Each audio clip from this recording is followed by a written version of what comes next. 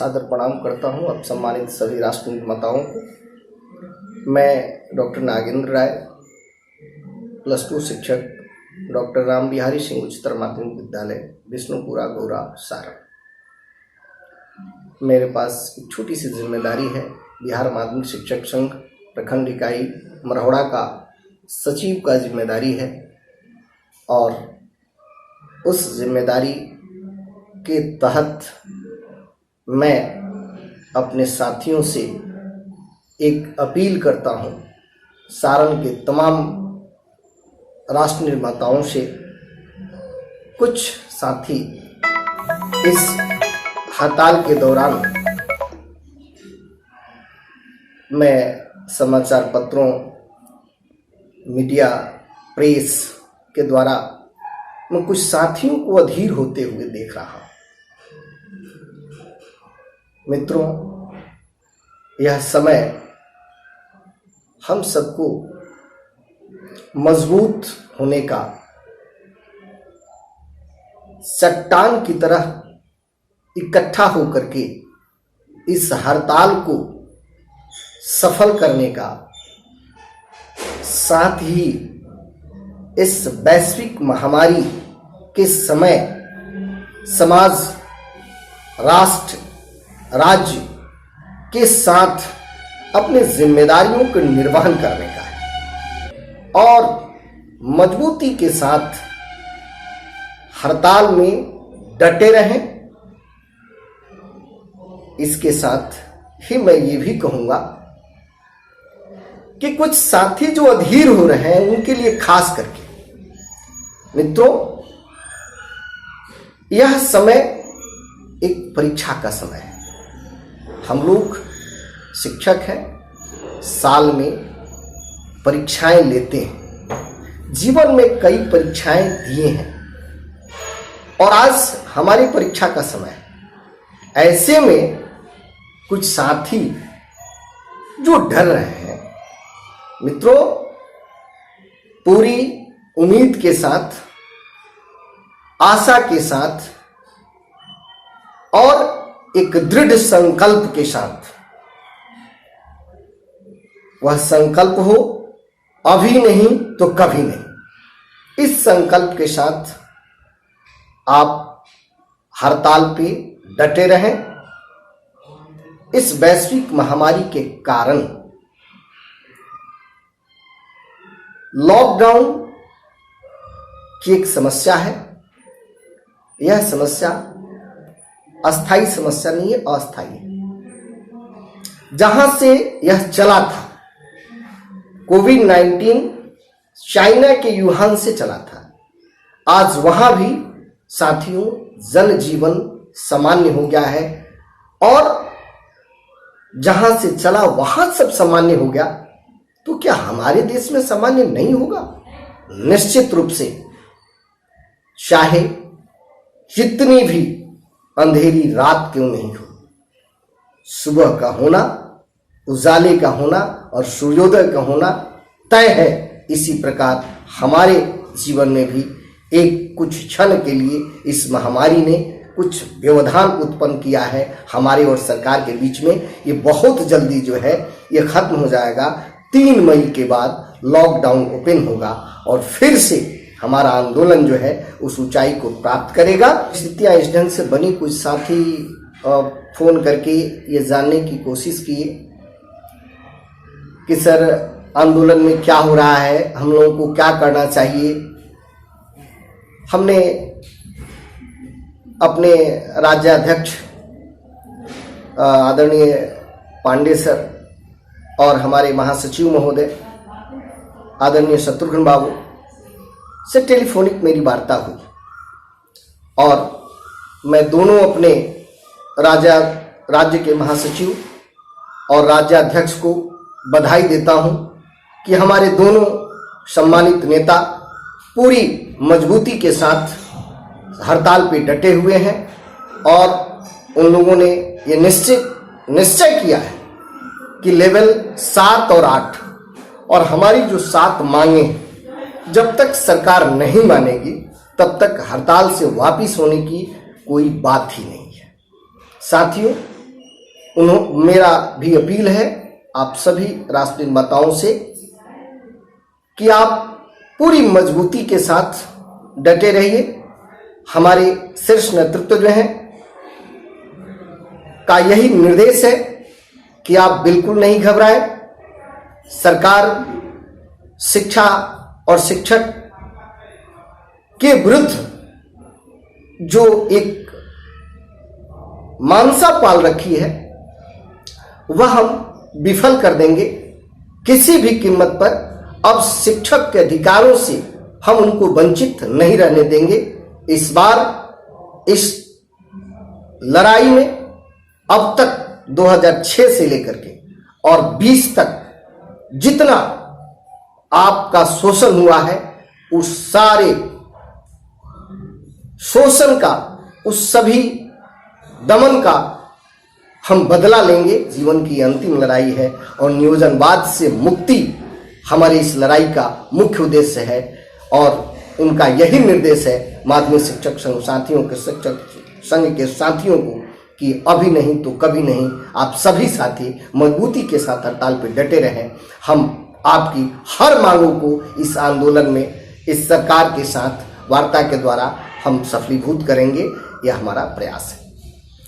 मैं अपनी संवेदना व्यक्त करता हूं हमारे उन 56 शहीद साथियों का, क्योंकि मैं उन्हें शहीद इसलिए कहूँगा कि इस आंदोलन में वो शहीद हुए हैं। आज तक के शिक्षक आंदोलन के इतिहास में इतने अधिक शिक्षक कभी शहीद नहीं हुए थे। ये पहली बार है। एक इतिहास लिखा जा रहा है बिहार में माननीय मुख्यमंत्री जी के शासनकाल। अभी हमारे छपरा में राजेंद्र कॉलेजिएट के हमारे एक साथी इस आंदोलन, निलंबन और एफआईआर के कारण, यानी सरकार के दमन के नीति के कारण, मानसिक दबाव के कारण, 4 महीने से वेतन नहीं मिलने के कारण उनकी हृदय गति रुक जाने से वो हमारे बीच जो है अब नहीं रहे। इस ढंग से हमारे पूरे प्रदेश के अंदर 56 साथी अब तक सरकार की गलत नीतियों के कारण, क्योंकि इसके लिए शिक्षक कहीं से भी जिम्मेदार नहीं है, न हमारा संगठन जिम्मेदार है हूं, और आने वाले समय में शिक्षक इतना निर्बल नहीं है माननीय मुख्यमंत्री जी कि आपके इस दमन के नीति के कारण हम हड़ताल से वापिस हो जाएंगे। साथ ही मैं और जनप्रतिनिधियों से भी कहना चाहता हूं कि शिक्षक सिर्फ विद्यालय में शिक्षक नहीं है, वो आपका भी वोटर है। मैं सरकार के हर प्रतिनिधि को बताना चाहता हूं जो स्थानीय निकाय के हों, शिक्षक प्रतिनिधि हो, स्थानीय प्रतिनिधि हो, विधायकगण हो, विधान पार्षदगण हो, शिक्षक एक आम वोटर भी है, शिक्षक के रूप में भी वोटर है और भी सभी प्रकार से वोटर है। आप सभी लोग, आज शिक्षकों का दमन हो रहा है, आज सरकार शिक्षा और शिक्षक के विरोध नीतियां बना करके शिक्षकों का शोषण कर रही है, उनके संवैधानिक अधिकारों का हनन कर रही है। आप मुख्य दर्शक बन करके बैठे हुए हैं। आने वाला बिहार आपसे पूछेगा किस जिम्मेदारियों का निर्वहन वाले सरकारी विद्यालयों में पढ़ाने वाले शिक्षक जो हड़ताल पर हैं। 17 फरवरी से आप जिन लोगों का वोट लेते हैं उनसे जाके पूछे कि उनका बच्चा उस सरकारी विद्यालय में पढ़ता है। सारे जनप्रतिनिधियों का बच्चा पब्लिक स्कूल में पढ़ता है, उनका बच्चा स्कूल में पढ़ने जाता है। गरीब का, पिछड़ा का, किसान का, मजदूर का, साइकिल बनाने वाले का, सब्जी बेचने वाले का, आलू पकौड़ी बेचने वाले का, जलेबी छानने वाले का बच्चा घर में बैठा है, लेकिन आप लोग वोट लेने के लिए उसके दरवाजे पे जाते हैं, लेकिन उसके बच्चे को शिक्षा नहीं मिल रही है, इसके लिए आप उसके दरवाजे पे नहीं जाते। आप लोग भी इसके लिए दोषी हैं। 243 सदन में सदस्य बैठते हैं, लेकिन क्या आप में से किसी के पास यह विचार नहीं उत्पन्न हो रहा है कि आप सरकार के सामने 60 दिन से शिक्षक हड़ताल पे हैं, आप इसके लिए सरकार से पूछ सकें? क्या ऐसा आप लग रहा है कि आप राजतंत्र में हैं? मैं पूछना चाहता हूं आप सभी सदन के सदस्यों से, इतना डर करके, इतना भयभीत होकर के शासन से आप प्रतिनिधि नहीं बने। सत्ता की नीतियां आपको वोट नहीं दिलाएगी। वोट आपको वही गरीब लोग देंगे, वही पिछड़े लोग देंगे, वही कमजोर लोग देंगे, वही किसान लोग देंगे जिनके बच्चे सरकारी विद्यालयों में पढ़ते हैं। मैं बार बार अपील करूंगा सभी प्रतिनिधियों से कि कृपया करके आप शिक्षक आंदोलन को वार्ता के द्वारा शिक्षकों को जो उनका संवैधानिक हक है, एपीएफ का, राजकर्मी का, समान काम समान वेतन का, भविष्य निधि का, पेंशन का, इन सारी मांगे जो हैं जायज हैं, उनको मान करके और वार्ता के द्वारा हड़ताल को खत्म किया जारी है। कमजोर लोगों को, जो बच्चों को जो शिक्षा मिलती है, वह शिक्षा पुनः बिहार में बहाल हो। भारत सरकार का श्रम अधिनियम कानून कहता है कि किसी भी संस्थान के अंदर अगर 10 से अधिक श्रमिक एक साथ काम करते हैं तो उनका भविष्य निधि होना चाहिए। लेकिन पिछले 14 साल से शिक्षक विद्यालयों में काम कर रहे हैं, जिनकी तादाद बड़ी लंबी है। आज 4 लाख से अधिक शिक्षक बिहार सरकार की प्राथमिक से लेकर के उच्चतर माध्यमिक विद्यालयों में कार्यरत है, लेकिन इनका कोई भविष्य निधि नहीं है। यह पूरे देश दुनिया में पहला ऐसा राज्य है जहां इतने अधिक संख्या में, इतने अधिक समूह में बौद्धिक जमात काम करता है, लेकिन हमारी सरकार इसकी भविष्य निधि की भी व्यवस्था नहीं की है। कि हमारा जो आंदोलन 2015 का हुआ, तो 2015 में एक्चुअल हमारा ग्रेड पे जो है, हमारा जो ग्रेड पे है 9300 से 34,500 का हमारा पे बैंड है। इसमें ग्रेड पे हमारा 9300 से 34,500 में 4400, 4600 और 4800 का होना चाहिए, लेकिन उसको भी 34 हमारा 5200 से 20,200 में शिक्षकों को रखा गया। साथ ही सरकार के द्वारा ये वादा किया गया कि आने वाले 6 महीने के अंदर हम सेवा शर्त देने का काम करेंगे। साथियों, 5 साल हो चुका है, पता नहीं कहां सेवा शर्त है, कौन से वो लोग हैं जो आज तक 5 वर्षों में शिक्षकों को सेवा शर्त का लाभ आज तक नहीं मिला। 56 साथियों के शहीद होने के बाद हमारे माननीय शिक्षा मंत्री जी ने एक बयान दिया है कि हम 4 लाख, यह पूर्व से ही आपदा प्रबंधन के द्वारा यह अनुग्रह राशि है जो एक आम आदमी को भी किसी घटना दुर्घटना में मरने के बाद 4 लाख मिलता है। क्योंकि मैं खुद एक शिक्षक हूं और पिछले 3 महीने से वेतन हम लोगों को नहीं मिला है।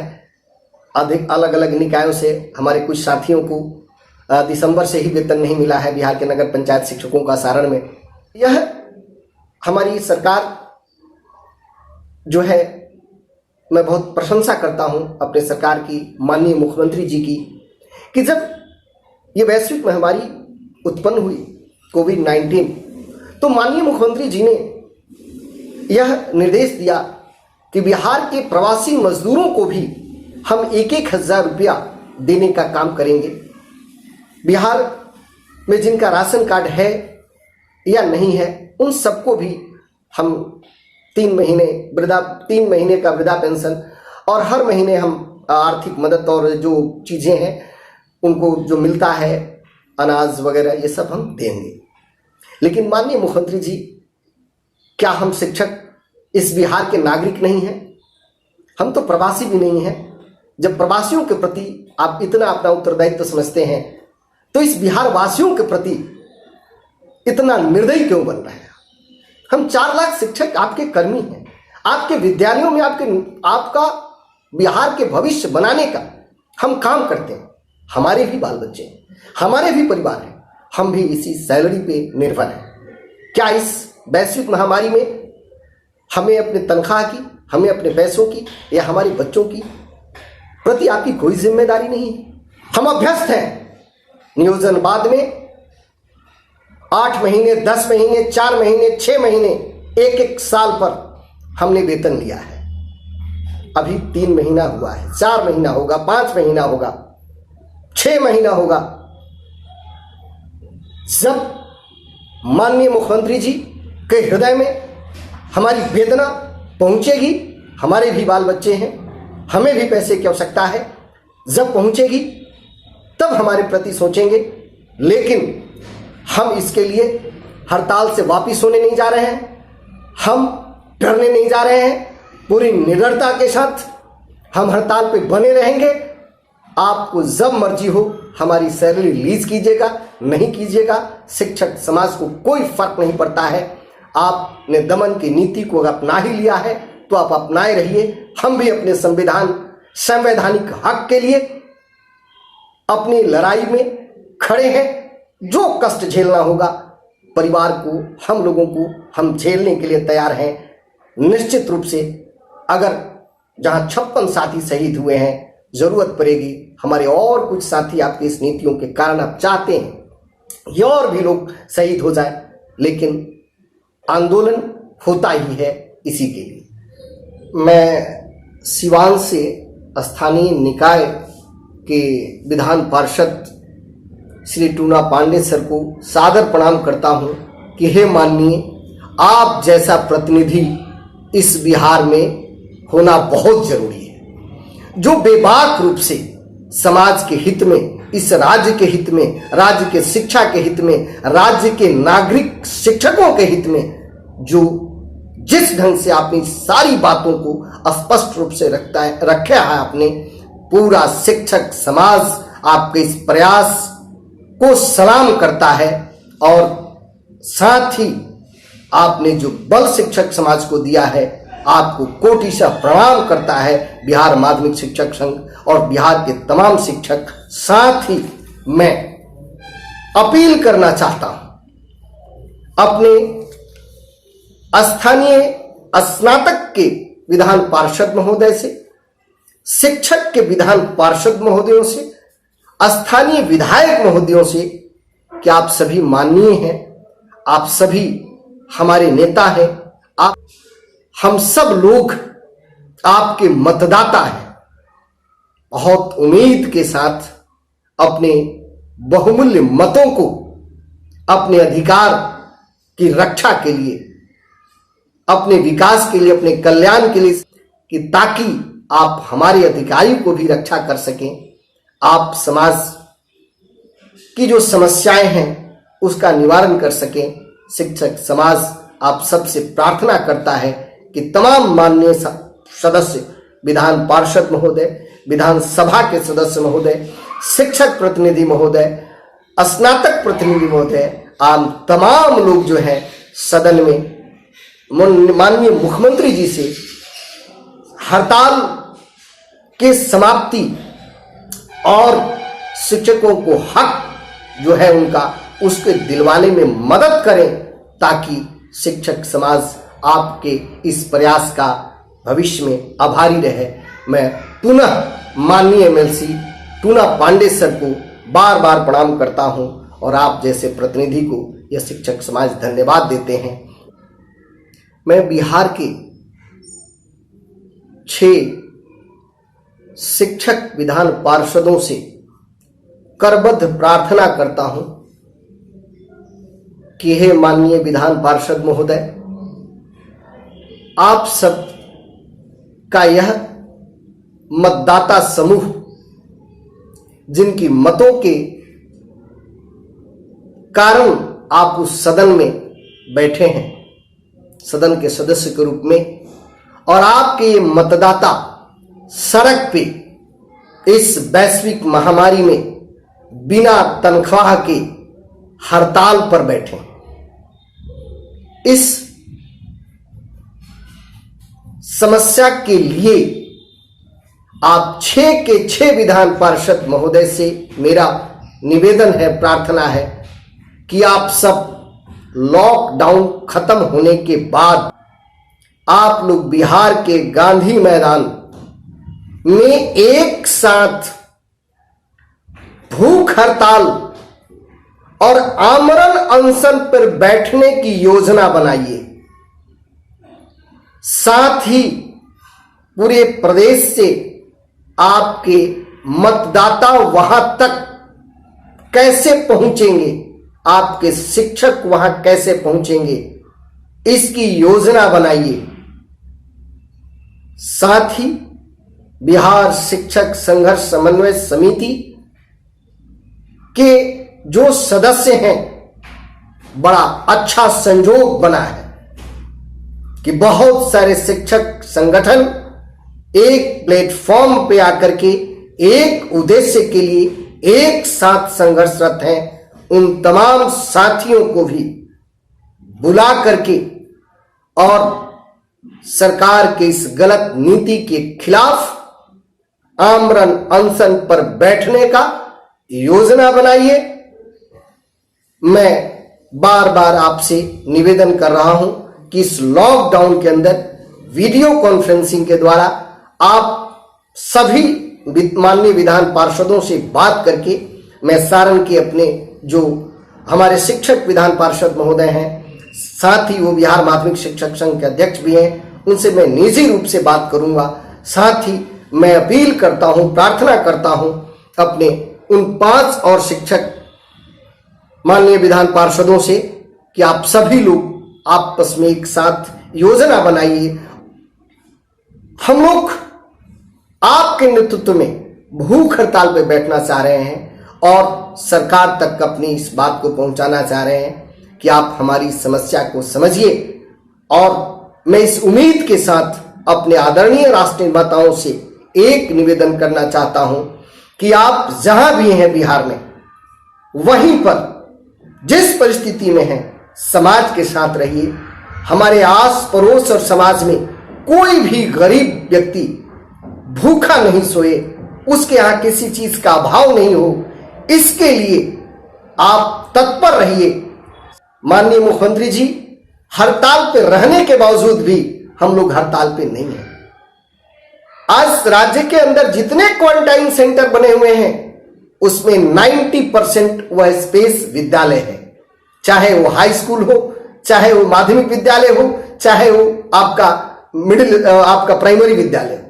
सब क्वारंटाइन सेंटर हमारे विद्यालय हैं और व्यवस्थापक के रूप में है। तो हम लोग आपके साथ हैं इस महामारी में, वैश्विक महामारी में। हम पूरी तरह से अपने सरकार के हर दिशा निर्देशों का पालन करेंगे, लेकिन आप हमारे लिए भी, हम शिक्षकों के बारे में भी आप सोचने का काम कीजिए, क्योंकि यह नियोजनवाद आपका है।